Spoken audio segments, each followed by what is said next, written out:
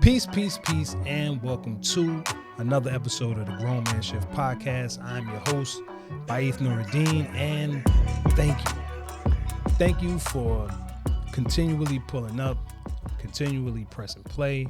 Thank you for the DMs. Thank you for the emails. Thank you for the shares. Thank you for the likes. Thank you for the comments.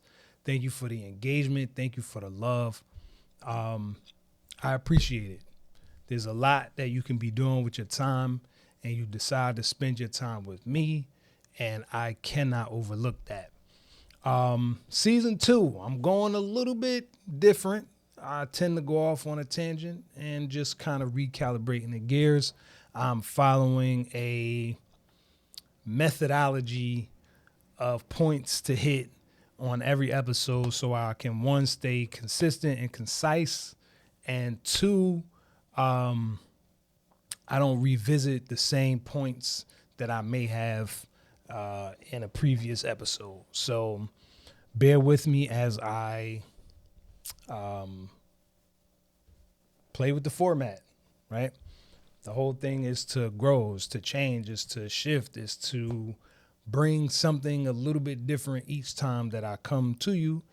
And hey, the only way in is through, right? So today, fatherhood made me look in the mirror, right? Fatherhood made me look in the mirror for a lot of different things. And this weekend was like a very significant indication as to like where I'm at in my journey as a dad, where I'm at, and where am I going? Like, what is my intention right now with me as a parent, and not just as a person?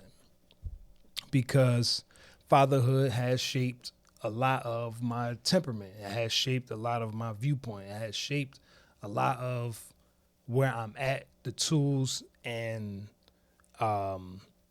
things that I have in my bag to meet the task of being a good dad, being a fucking great dad, to be honest. And there's no slight to anybody who just wants to be a good dad. That's a right on. For me, I want to be a fucking great dad. I want my kids, when I'm out of here, I want them to throw themselves in the casket after me. I'm teasing. But I want to be significant in the value that I add to my kids' life while I'm here. So when I'm not here, there's no question as to if they had leadership or guidance from a good place, from a great place. So fatherhood for me has exposed quite a few gaps, and those gaps were the signal for me to grow. The growth wasn't from a place of like, I'm scared, more than it is from a place of as an intention. I always want to make sure that I'm being an example to my kids and not just a father that's talking shit. Not a father that's just saying, hey man, you got to do all this shit you supposed to be doing that you ain't doing, even though you don't see me doing the shit I'm telling you to do for myself. Right? I never want to be that father. I had an uncle that was like that. And man, we didn't really like hanging out at those cousins' house because that uncle was not really a great example of what a man's supposed to be. Right? A bunch of talking loud and cursing you out and telling you how he don't want you in his fucking house. All that. Right? I don't want to be that father. I don't want to be the father that feels like my kids being born is somehow a detriment to my life. I don't want it to be somehow taken that my kids are a strain on who I am as a person, as a man, and because that, I'm just going to say whatever I want and treat them whatever way I want, and that's not what's up. Because unlike some people, taking accountability for who I am as a father and who I am as a person is something that my journey has consistently moved more and more closer to the heart. In the beginning, becoming a dad at 21, right? 20 going on 21. It shielded me from a lot. Being a dad shielded me from choosing partners that weren't healthy for me, choosing situations that weren't healthy for me, choosing paths that weren't in my best interest because of the interests of my child. My kid is my best interest. And because my kid is my best interest, there's just certain things that I'm not going to allow myself to do or take part of, because if I get locked up, who's going to take care of him? Who's going to show him how to tie his shoes? Who's going to guide him through these pivotal moments in life where I'm helping him become an independent man? Not an independent boy, an independent man, right? Who's going to do that? If I find myself in a situation and I get taken out, somebody kill me, right? Who's going to take care of him? Who's going to be there when the world feels heavy? Who's going to be there? So I don't think I've ever really had the luxury of not leveling up because I have people paying attention to me, right? It's not to say that I haven't missed the mark. I've missed the mark. Let's be honest. I've missed the mark more times than I'm proud to admit, right? Where inconsistency was the consistency, right? Saying I'm going to do something and not doing it that's just a part of it, right? Not showing up with the best energy to meet as the author of The Man the Moment Demands, right? Where I'm not even meeting the moment because I'm caught up in my own space, in my own turmoil, right? My own chaos. Being a dad started making me see and identify these places in my life that I felt like, nah, bro, you got to grow. There's something you need to do to move yourself out of this place of, negative mindset, this place of waiting for somebody to give you permission, this place of like feeling that somebody else had the keys to the door that I was supposed to go through, and that somebody wasn't me. Nah, we not doing this, because I'll be damned if my kids feel like they gotta wait for permission to do something that's on their heart. That my kids gotta, walk through the sea of a bunch of bullshit just to get to a place where they feel confident and secure and comfortable where they are.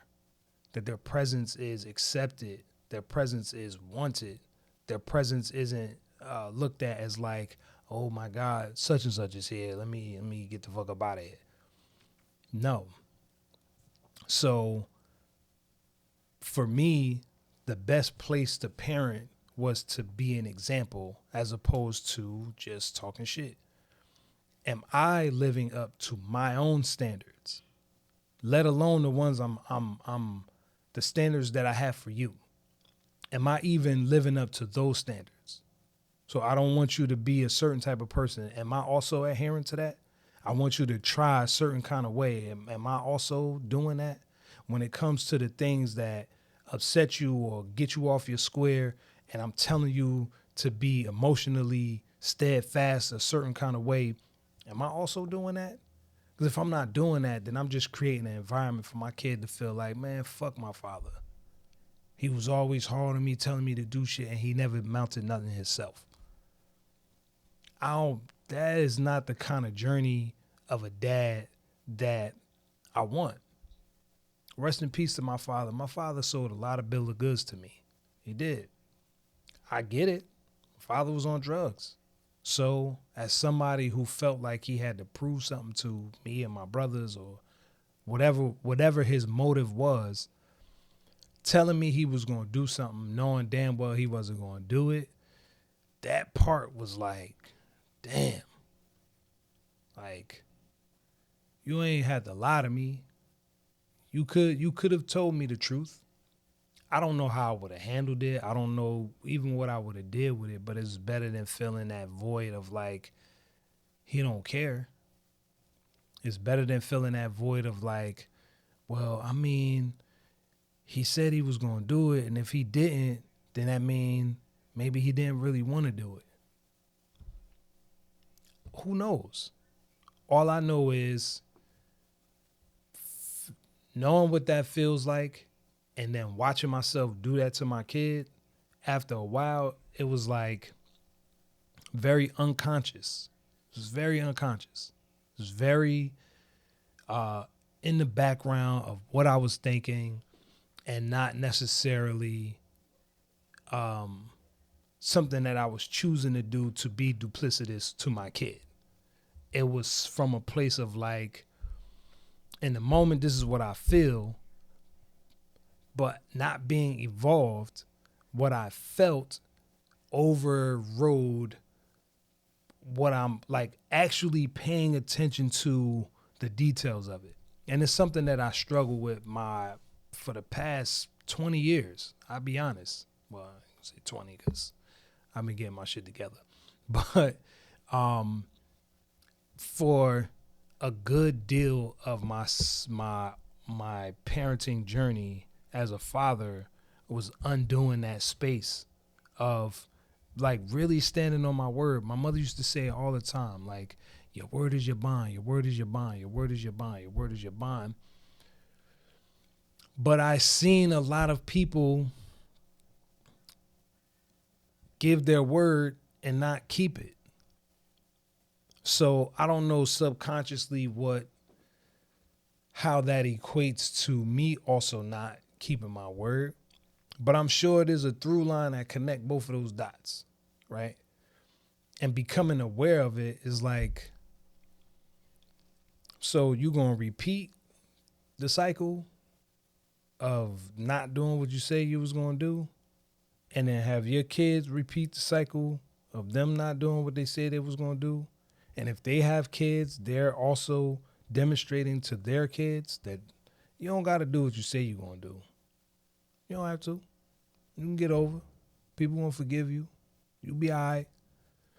It's not fair, one, and two, where does the foundation start to like embody good practices, to embody the things that moves a life forward versus keeps a life stagnant or 10 steps backwards, right? So there's a certain level of how do I start to close the distance between where I'm at and where I want to be, because where I want to be is super significant. Where I want to be is significant enough to care about it enough to say, you know what? Because I got this baby watching me, because I got these babies watching me, because I have these little people with these sponge minds watching me, maybe I should be on the up and up with what I say I'm doing. And because what I say I'm doing is on the up and up, what I'm doing is very easy to be a part of, to be around, to be involved in. It's super easy because I don't have nothing to hide. I don't have nothing that I'm ashamed to show anybody. I'm not putting myself in a position where there's a level of bullshit attached to it. There's no level of bullshit attached to it. It is free. It is bullshit free, right? Because one of the hardest things as a father is fighting the world and then coming home and making yourself available to be a soft place for your kids to land. I say that for myself, fighting the world and then being able to come home and take that off and be a soft place for my kids to land. Even though I've been dealing with the toughness and difficulties that life has to offer a man, a black man in America, a 30-something, 20-something, 40-something aged man. How can I effectively balance that? And I don't have it figured out. I can just say in my journey so far at 45, I figured out enough to where I have a great relationship with my kids. None of my kids hate me or wish they had a different father. They all want to be around me or hang out with me, which is great. And 2 of them don't have to. 2 of them are grown. My oldest will be 25. Shout out to Kayvon. My daughter, she'll be 21. Shout out to Camille. And my youngest, he don't have no choice. Kingston, he's only 11. He don't have a choice, right? In terms of like, you have to be around me because you live here. My oldest son don't live with me. My daughter, yeah, she lives there, but she's old enough to move around and navigate whatever way she wants to avoid being in my presence. And she doesn't do that, which I'm so thankful for. I am. I must be doing a decent enough job where my kids are choosing to spend time with me and not the opposite. So I'm super grateful for that. And I hope that this conversation sparks some level of connectivity to the tribe to say, maybe you ain't meeting the mark. Maybe there's something in your space that you don't have the language for to say, you know what, I'm here, but I want to go there. You don't have the support to go from there to there. You don't have the bandwidth to go from there to there. All I can say is it all don't have to get done at the same time. Like you don't have to right all the wrongs on day one. You don't even have to right all the wrongs. You don't even have to right a wrong on day one. The only thing that is possible to do is be aware and do your best to move in it so that there's a language that you can start to develop with your kid. Kids are people. They're not property. They're not to be dismissed. They're not to be disregarded in any way. There's a certain level of reverence you have to have for your kids too, especially if you want them to have that for you. So again, I'm not sitting here as some preacher prophet that has it all figured out. I'm just expressing what I've learned in my journey as I'm shifting through that helped me. And what helped me was having honest dialogue with my kids from a place of like, you are a person. And as a person, I'm going to speak to your mind and I'm going to speak to your heart. Because that's the best I can do.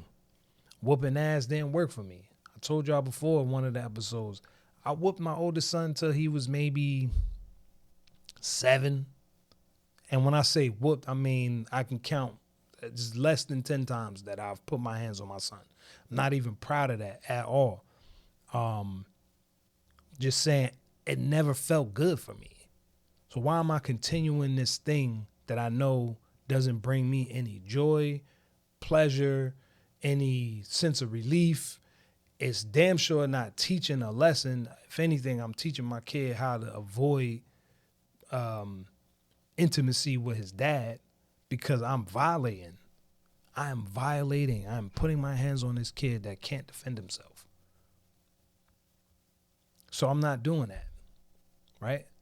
And making the choice to not do that meant that I had to find other tools that actually worked. Find other tools that didn't cause my kid to feel like they needed to hide the truth of who they are and how they think and what they feel. For what? This is all open. You know what I think. You know how I feel, right? because I'm sharing with you as a person, not just my kid, but as a person, right? So it's like fatherhood put me in a position where I had to stop beating my chest. I'm dad. I'm a man. You gonna respect me? Is this what the fuck we do? For what? Got all this vibrato and nothing to show for it. I'm like a bully in my own house, and that shit is whack. To be a bully in your own house where everybody got to walk on eggshells because you don't know how to deal with your emotions. Everybody got to walk on eggshells because they're afraid that dad's going to be upset. Everybody got to walk on eggshells because there's a space in you that is like a little boy lashing out. And instead of coming to terms with the fact that you're not going to get everything your way, life is not called Burger King. Life is called life. Can't just have it any old way you want, right? Without recourse, without having to adjust, without having to modify what it is that you may be feeling in that moment. Because who wants to be around an angry man all the time? Then your kids grow up, they don't give a fuck about you, they don't never come home for the holidays, they barely call and talk to you, and then you grow up to be an old man living alone, wishing that you would have done anything to change the relationship that you have with your kids, which is a non-existent one. I don't want that for myself. I don't. I've seen that page in that book enough times to say, you know what? Not Baith nor Redeem. Nope. My kids ain't gonna hate me because I was just a dick. Nah, they're not gonna hate me because I was being manipulative and over emotional when it came to just being a mentor. It's not to say I'm just being a soft pushover, not at all. What I'm saying is that it's the opposite. I'm gonna lean on you when I need to. I'm gonna tell you to tighten up when I need to. When I see that you're not giving your best, I'm going to say something. I'm not just going to let it slide. Because if I let it slide, what does that say about me?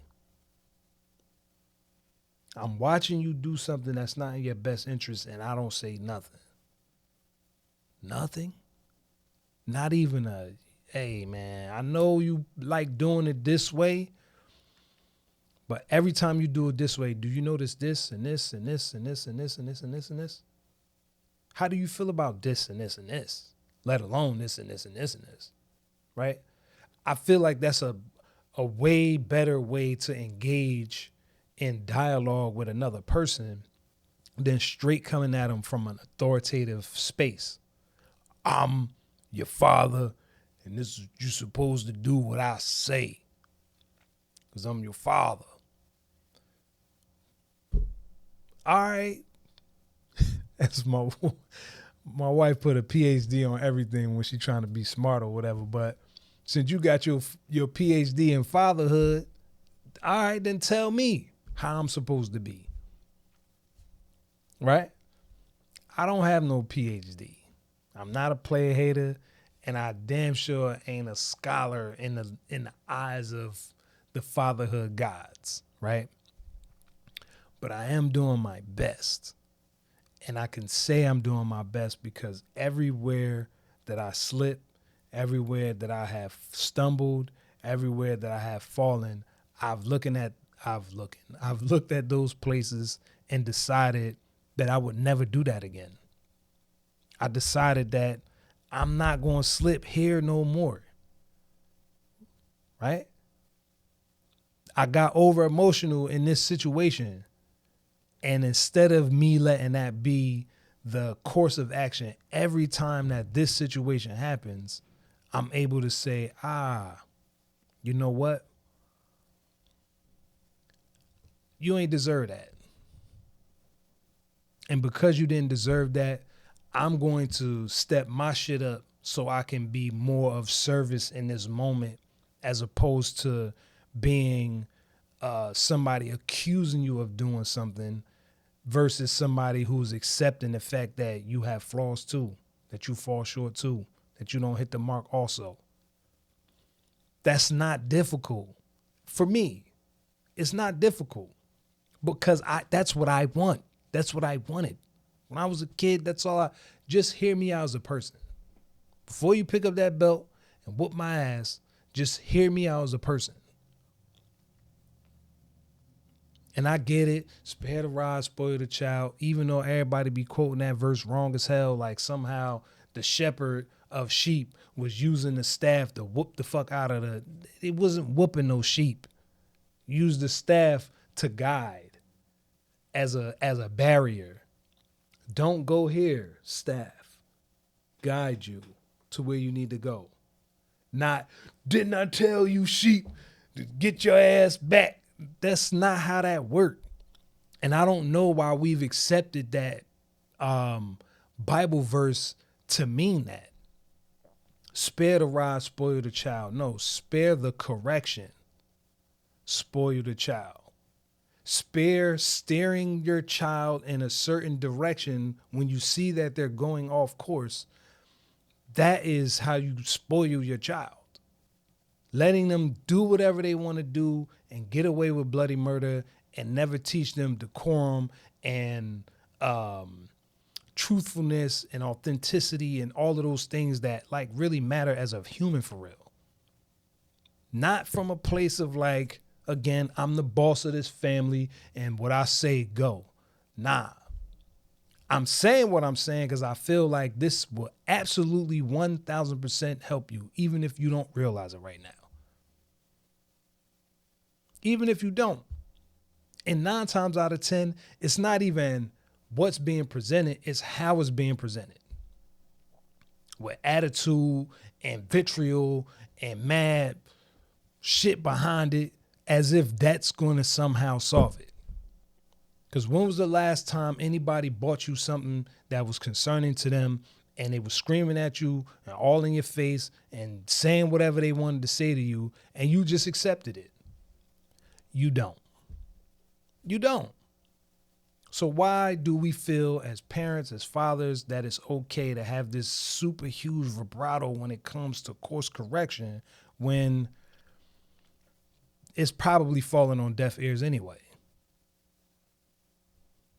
Truthfully, that shit's probably falling on deaf ears anyway, where a kid like, bruh, you just violated the shit out of me. Why am I even talking to you? Why are you even in my room? I feel like Donald Trump. It's very valid. It's a valid point of view. You know, when you look at how you're talking to your kid, it could be true. Extreme, but true. The fact is, as fathers, it is our job to seek out the tools that will help us be a benefit to our kids. That's just the truth. So if I have to pattern my life in a certain way where I want it visible that this is how we operate, after a while, whatever I'm saying, as long as I'm demonstrating, it's just gonna 2 and 2. Man, every day I see you get up, you make your bed. Every day.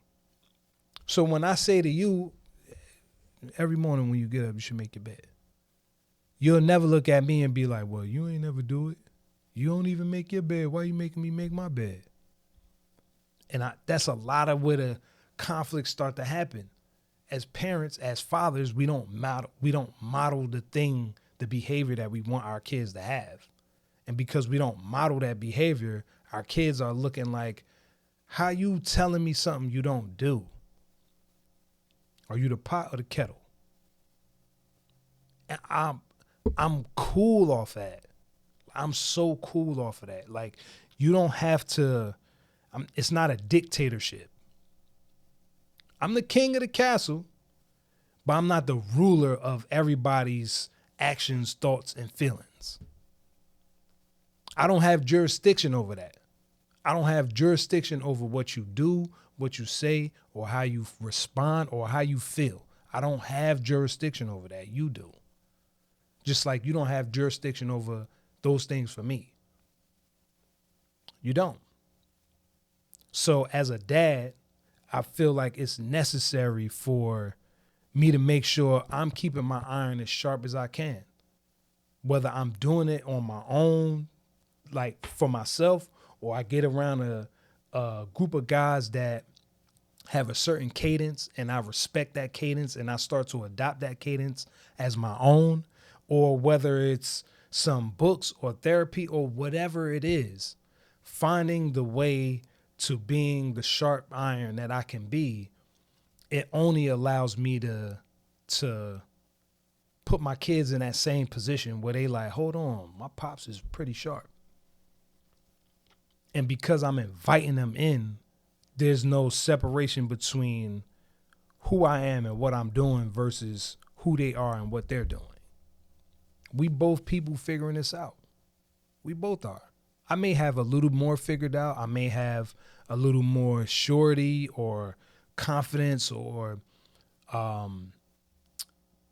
more identifiable goals or things that I wanna create. But there's no difference between me being out in the world and expressing myself in the way that I'm expressing myself as a grown man versus you sitting down and feeling like you want to learn how to draw some characters. Because the same process applies in both arenas. We're going to suck in the beginning. We're both not going to be good in the beginning. As a dad, I can't say that off the bat I was just this great dad. In my mind, I feel like I was, but I also was one of the only, none of my friends had kids. Like none of them had kids. They was all going to college or, figuring out what they was doing, working a job. There was no somebody that I could compare notes to when I first became a dad. To my dad, but when I first became a dad, my dad got clean. So I didn't have 20 years of like heart-to-heart conversations with my father. And it was just like, man, so when I became a dad, just watching how my father did with me, I didn't have that.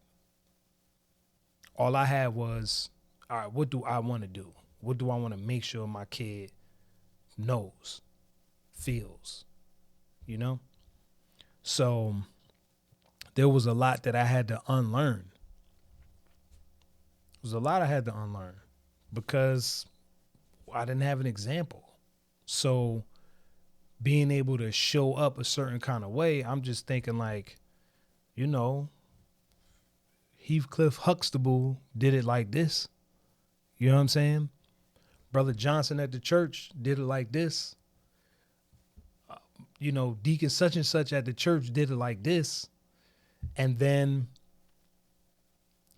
kind of hodgepodge all of these lessons that I would get into what I thought a good father should be. And, I never slighted myself on feeling like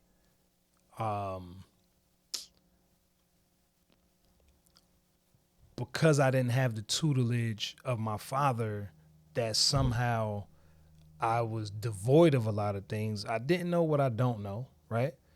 Or I didn't know what I didn't know. And today, still the same. I don't know what I don't know. So I'm never going to come off as like a know-it-all and damn sure not going to come off as an expert. I'm an expert in my lived experience. That's it. What I've experienced and how was I able to navigate through it.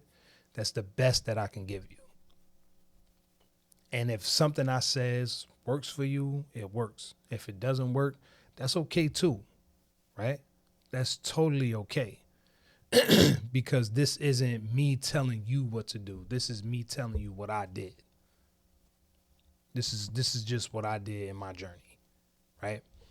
So unlearning some of those things made me start to get committed in a different way. Just a different way. Like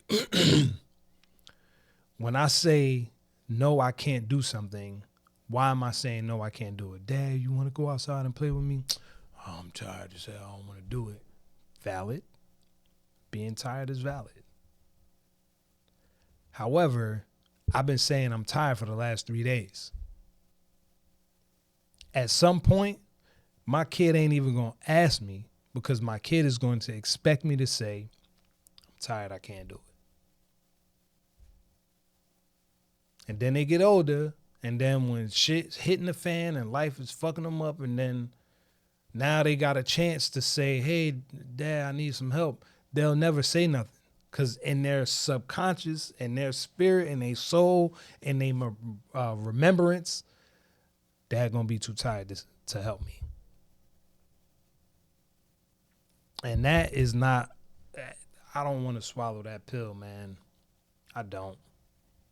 I do my best to make sure that my kids know that they're loved and cared for, that they're appreciated and valued, that there's something about them being on this earth that make the earth a lot better. Because they got the potential. They have the potential to be whatever they want to be. And who's to say how they going to bless the world with their presence? I don't know. But I do know that I'm going to assist the best way I can. I am. Oh, you working on a project? Oh, you can't get that part right there? Hold on. Let me boop, bop, boop, bop, boop, boop, boop. This is how you do it. You want to be more independent? Okay. Let me show you how to cook. So at least that's something that you can use as a building block for the rest of the things that you want to do independent. And again, in the beginning, we all gonna suck. You're gonna burn shit, you're gonna get burned, you're gonna put too much salt, not enough salt, it's gonna be under seasoned or over seasoned. It's gonna be a lot. But once you master the basics, and as mastering the basics becomes a little bit more complex, you find yourself, you never know. Maybe you'll be a 5-star chef. Or maybe you just be the parent that always know how to chef up something no matter what's in the refrigerator, what's in the cabinets. That's me, by the way. I don't care what it is. When people be talking that shit, oh, you can't really feed a family off of, watch me. Watch me. Me and my wife was bugging the other day where we're in a space of eating more whole foods. Right? Foods that when I read the packaging is like 4 or less ingredients. Sweet potatoes is just sweet potatoes, right? Whatever's in the bag that says in the bag is in the bag in plain English. The other day, we got on sweet potatoes, right? A 5-pound bag of sweet potatoes they were on sale for $1.99. We've been hearing a lot about sardines and how sardines are super healthy for omega-3s and good protein and good fats and brain blood barrier and all of this stuff, right? Because we're both in our 40s and having optimal health to be able to welcome grandbabies and great grandbabies. That's where our attention is. So this $1.99 5-pound bag of sweet potatoes, right? We've been doing the sardines. The sardines is $1.49 a can, which I only cracked open 1 can this particular time. I also got some, I went shopping by myself. We got some peppers and onions, frozen peppers and onions is like $1.60 something for the bag. Seasonings, you're talking about, your garlic, your pepper, your onion. It's like $4 or $5 worth of seasonings. So we're up to $10? I took the sweet potatoes, cut them in half, roasted them in the oven. My wife has a whole sweet potato. I have a whole sweet potato. Oh, and some quinoa. Quinoa, good fiber, whole thing, right? I'm going through the whole process so you can see how valuable teaching your kids something how that value transcends in their life. My mother taught me and my brothers how to cook, like all around the same age. We were probably about 9-ish, 8, 9, 10, somewhere in there when we started learning how to cook. The first thing my mother taught me how to cook was eggs, because eggs were easy. So of course, the first thing taught my kids is how to cook eggs, right? There's something about making a good egg for yourself as a kid that's just, it's freeing, liberating. It's like, look what I did, right? So fast forward to this meal. If I was on a budget where I could only spend $20 for the week for two people to eat good food, balanced, could I do it? Yes.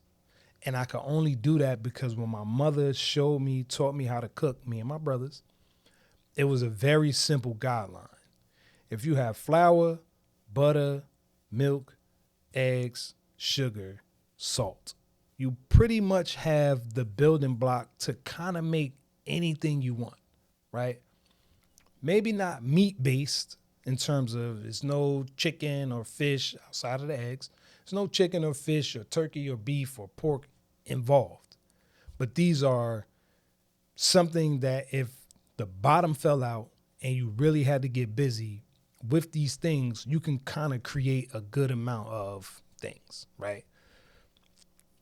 That lesson never left me. It never left me. And it's something that in my fatherhood that I've expressed to my kids, because learning how to cook young, learning how to wash my own clothes young, learning how to clean up after myself in terms of like taking care of my room and taking care of the house, washing dishes for the house, cleaning the kitchen for the house, cleaning the bathroom for the house, straightening up the living room for the house. Those were building blocks that I took into my young adulthood and my adulthood and into parenthood, that the dividends, the return on that is insane. It's like unquantifiable, because I got a lesson that was so valuable. I've been able to pass that on to my kids. To now where my kids have they're having their own journey in the kitchen, their own journey to independence, no matter how small it looks. I know it's a building block. So I say that to say that this place of like closing the gap, unlearning some of the things that I learned or what I perceived to be fatherhood or manhood, it evolved over time. And the core memories, the core values that I hold near and dear are things that are like tried and true. I don't need to see it again to believe what it is. I'm a living example of that. Even though my mother's tutelage didn't come from a place of like, hate to my dad or, all men ain't shit. She wasn't on that. She wasn't on that type of time. My mother was like, I don't ever want you to be in a position where you are with a woman or in a relationship with a woman because you don't know how to take care of yourself. So as your mother, I'm going to teach you how to clean house. As your mother, I'm going to teach you how to cook your own food. As your mother, I'm going to teach you how to wash your own clothes. As a mother, I'm going to give you these tools in life that's going to help you more than you can think or imagine. And my mother was right. Ma, you was right. 1,000%. You was right. Because I never felt like I needed to attach myself to a woman to feel like I could live my life. I know how to take care of myself. I do. I also feel that way about happiness, and I'm going to talk about this in the next episode, which is going to be the lessons that I learned as a husband. I know I have touched on some of it back on my anniversary in 2025. But of course, I've learned, I've grown. There's things that I've seen that I didn't see at that time. There's things that I've experienced from that time to now that gives a lot more credence to my role as a husband. And I'm excited to talk about that, to share that with you guys. So one of the, like to bridge from being taught something from my mother, right? What I also realized was kids don't, I don't know who came up with the phrase, but more is caught than taught. Kids don't do what we say. Kids do what we do. And if we are parenting from a place of like, do what I said because I said so, versus you see me doing this and let me tell you the benefit of why I do this, so you can adopt the same level of attention or awareness to this thing that I do that I feel like would benefit you too. It's a totally different conversation. It's totally different. So you can model something and then get a better result at modeling it than being the parent that's beating your kids into submission, whether it's verbally or emotionally or physically, into doing what you want, to doing your bidding. It's a totally different thing. I don't have to worry about if I need to browbeat my kids so they could just look at what I'm doing. Look at what I'm doing, and if you have any questions, please feel free to ask. Look at what I'm doing, and if you have anything that you feel like I need to course correct, that maybe somehow I'm doing it incorrectly or I'm not doing it as efficiently as I can, then feel free. Like, speak on it. Because again, I don't run a dictatorship. I'm not the president and the king and the vice president of my house. I'm not. I don't have veto position in terms of like what I say goes regardless of what. Now there's cases where that's the case, because we're not about to do this. I'm telling you to do this because this is what I'm expecting you to do for these reasons that I've explained.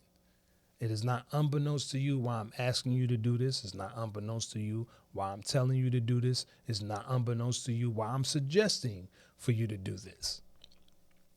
This is not a negotiation. Bedtime is at bedtime because that's what time bedtime is. You know why? Because in the morning when you wake up and you don't feel like going to school or you don't feel like waking up, we're not going to have that conversation. You're going to get up and handle your responsibility the same way you expect me to get up and handle mine. Because even though I don't feel like going to work, I go. Just times I don't feel like coming to the studio, and I do. I'm just being honest. It's beyond feeling like doing something if I put a process in place so that I can take the feeling of it out of it. I can take the feeling of it out of it. So, as your father, I'm telling you this because I want you to learn how to take the emotion out of it, so you don't get fucked up where I got fucked up for allowing my emotions to dictate how I move for a better part of my life. I'm not proud of it. I'm proud of the outcome in spite of. Right? So I just feel like kids definitely see the pattern of how you do what you do versus when you're saying what you're saying. You can say all the shit you want to say in the world. It don't really do nothing.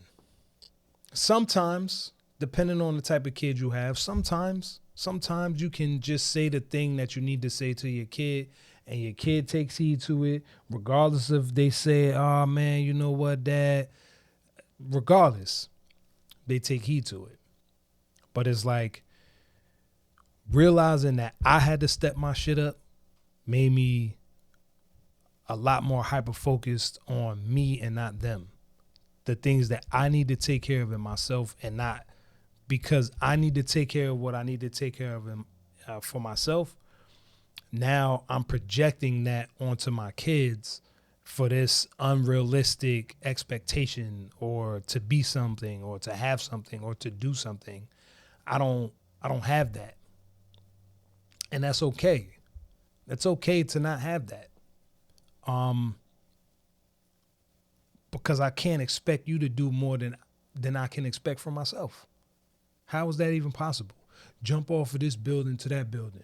I can't do it, but you should do that now. It's insane to me. And then we get away with it though. Parents get away with it. A lot of parents get away with having these unrealistic expectations for their kids to be, act, and do, right? And we don't set the precedence for it.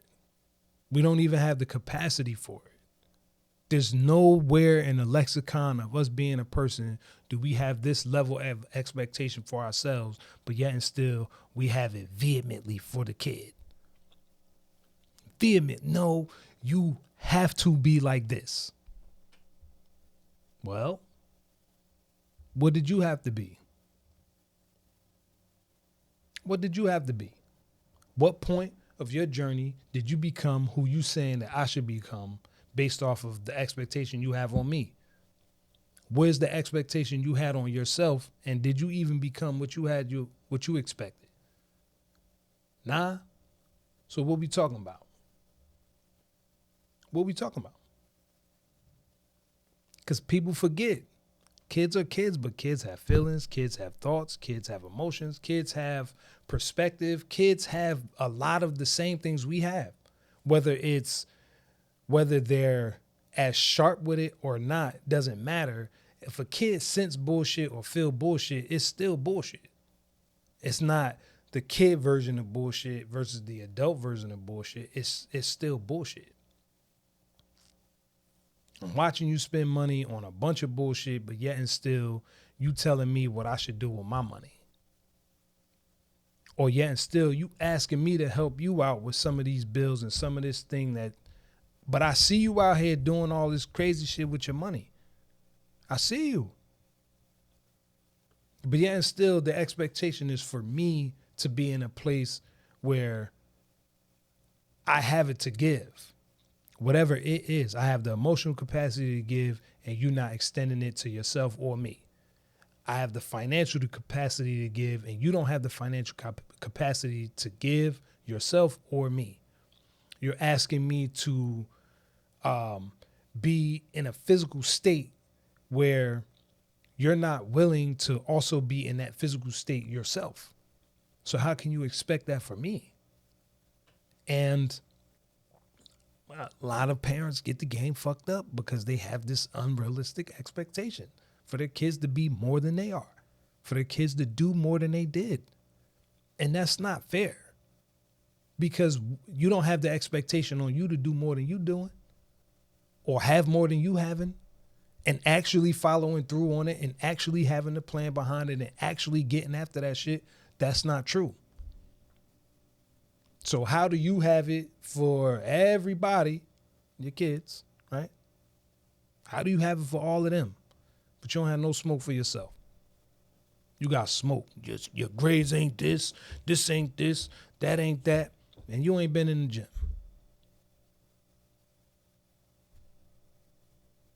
You ain't doing this, and you ain't doing that, and you ain't, but your bread fucked up. And not because you don't make enough money, it's because when you get that money, you just do all the shit you ain't supposed to be doing with your money. Gucci this, Fendi this, Prada that, all that. And there's no precedence as to the example you set for your kid. How? I don't want to be jammed up as a father. I don't want to feel like I have this life of regret as a dad for all the things that I didn't do and didn't say. Nah, I see how that shit play. I have friends. Who we talk, and when we talk and they say their experiences, bro, my pops was in the crib, but man, I never really kicked it with him. I mean, my father was always home. He always took me here, took me there, but I could never really have a serious conversation with my dad because he always chastised me in the middle of me saying whatever I'm saying. A lot of times as kids, we just want to be heard. We just want to feel like somebody understand what we're saying. And a lot of times as adults, parents, because we were unheard, we don't hear our kids. We don't. The emotions that they have is like death. It's super death. How did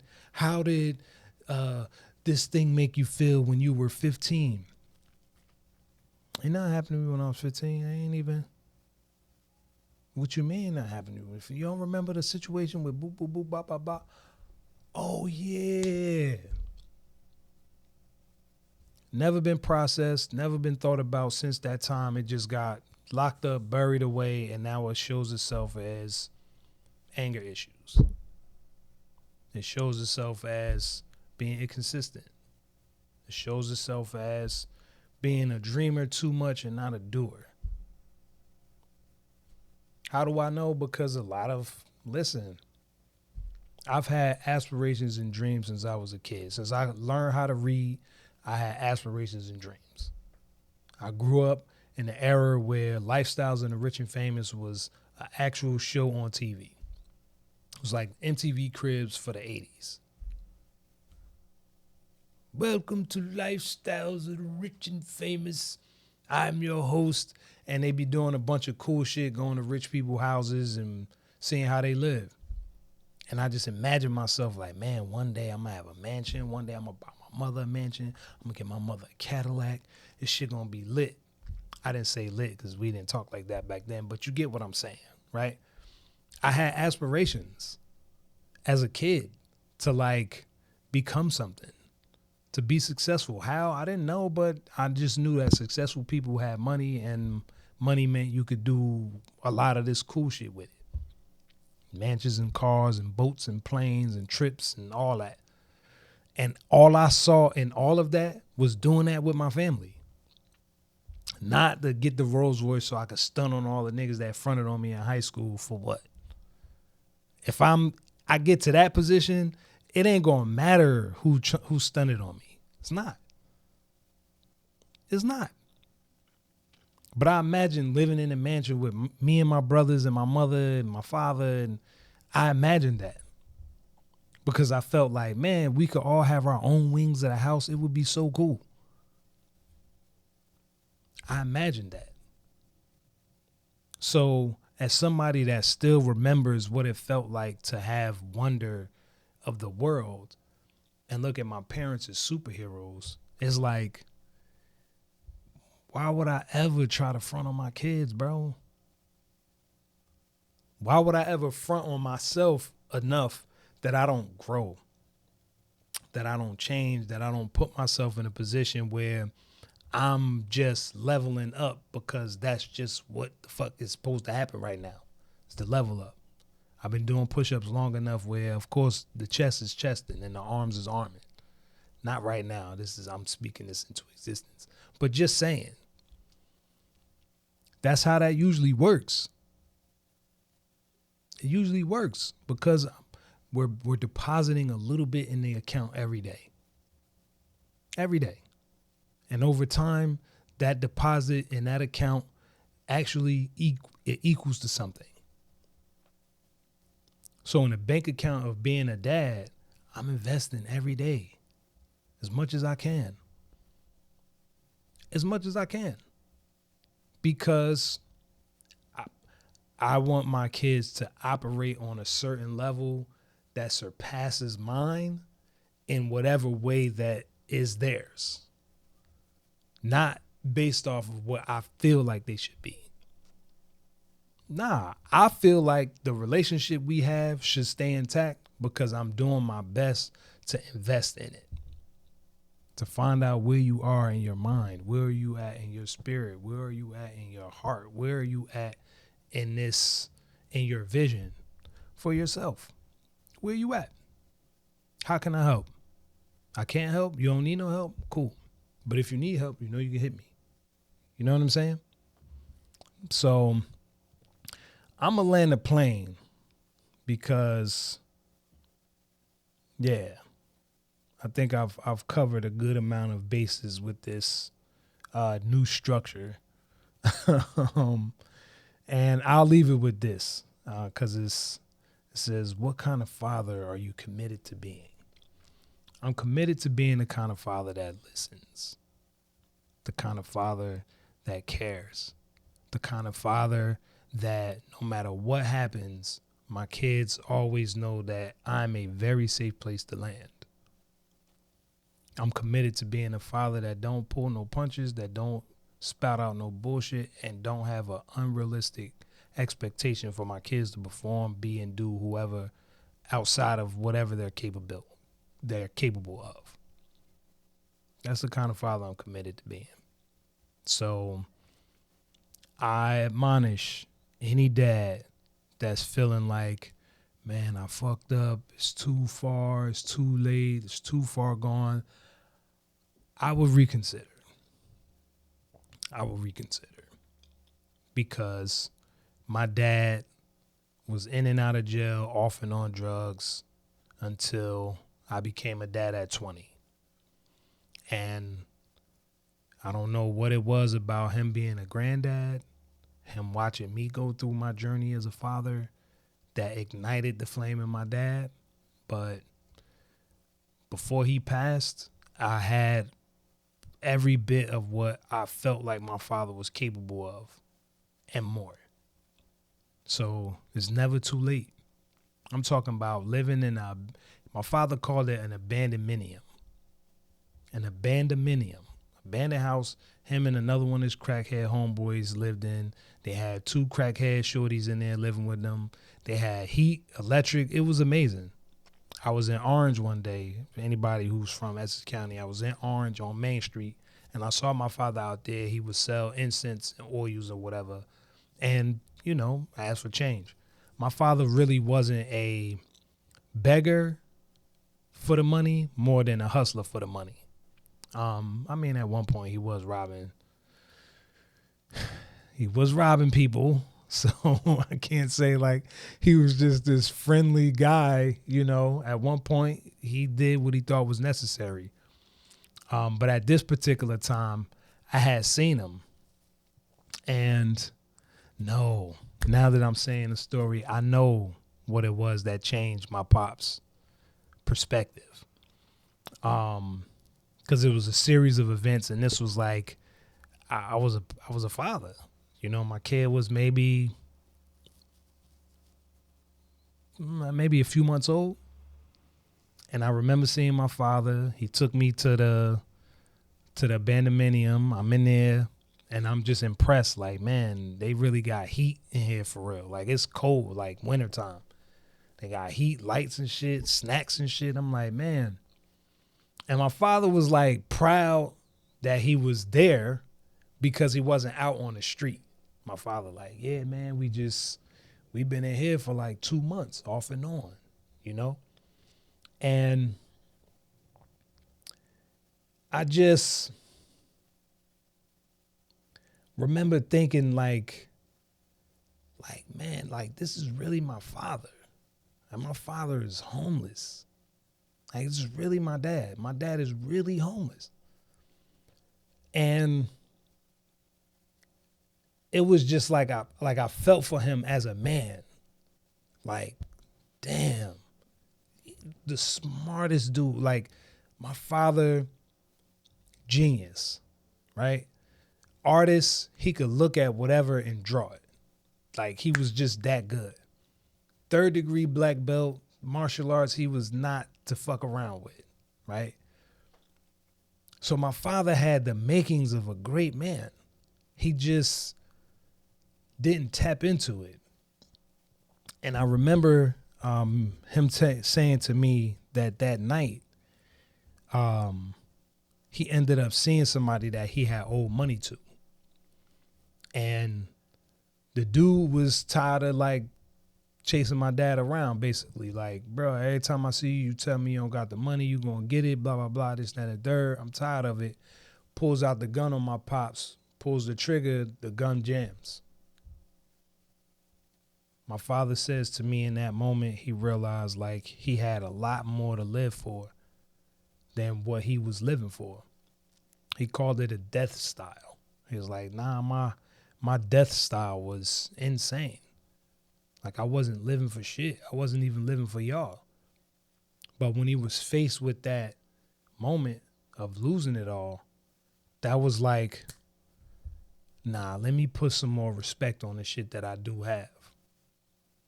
And, my father went on to run a successful business up in Alaska. He got clean down in Florida. Like, my father definitely showed me that it's never too late. It's never too late. There's people right now who are in their 50s, 60s, 70s.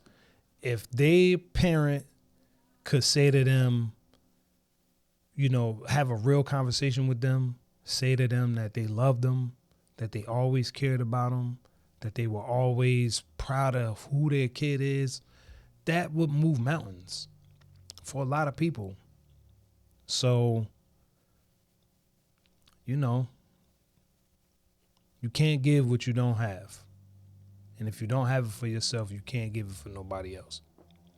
And I think my father inadvertently learned that lesson the same way I did. I can't give from a capacity that I don't have, from an empty cup. How can I? So, yeah, man, I appreciate y'all, for real. I appreciate y'all. There's a lot of times when I'm here and I almost forget that I'm staring at cameras. I do. I almost forget that I'm not having dialogue in a room by myself, because there's a part of me that feels connected. There's a part of me that feels like what I'm saying, the space that I'm speaking through, is we here. So please shoot me an email. The new email is grownmanshift@gmail.com. I got a number coming very, very soon. Please tell a friend to tell a friend, like, share, subscribe, all that stuff. Continue to engage with me in the hallways of Instagram or TikTok or whatever. And again, tune in every Friday, 11 a.m. for an episode from the Grown Man Shift.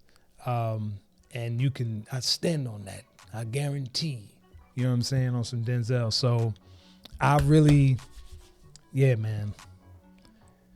2026, season 2. I'm excited for what I have for you guys and what I'll be able to show you guys as I'm building. So without any further ado, I appreciate y'all. Thank you so much for tuning in to another episode of The Grown Man Shift.